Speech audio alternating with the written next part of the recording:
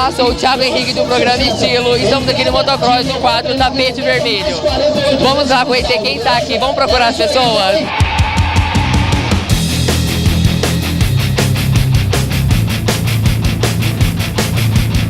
Olha quem eu encontro aqui no Motocross, Rose Mariotti. E aí, Rose, me conta, o que tá achando? Nossa, tá muito bom, um evento muito bem organizado, muito bacana mesmo. Vale a pena ter vindo. Quem ficou em casa perdeu, um grande evento.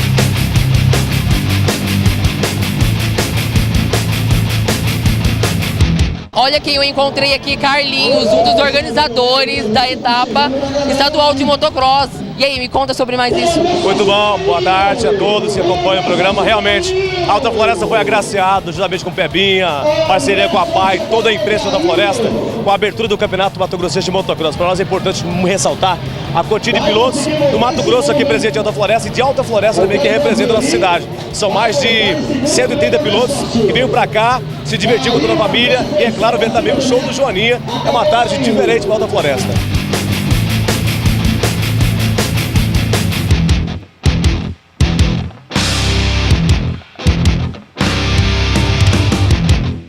E aí, Nathalie, curtindo o motocross, me conta, o que tá achando desse bafão, meu bem? Porque tá quente, hein? Tá muito quente, mas eu amei. Eu não lembro o nome de... Você lembra?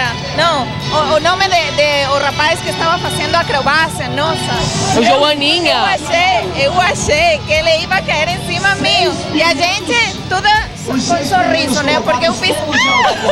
E a gente, não, tranquila, não passa nada. Meu bem, eu já fiquei ali mesmo, já gosto de ficar olhando os homens, bafão, pulando de moto, isso que é legal. Ficar aqui nesse calor, olhando esse povo correndo ali é de perto, meu bem, já enquanto o povo rampando. Mas tá gostoso, porque adrenalina e o calor...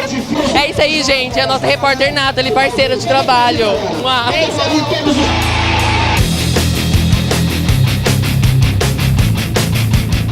E esse, meu bem, foi a cobertura completa no motocross, fase estadual e abertura em Alta Floresta e também estreia minha, Thiago Henrique, no quadro Tapete Vermelho do programa Estilos. Eu espero vocês, porque tem muito mais ainda pra gente, ó, divar nesse quadro maravilhoso.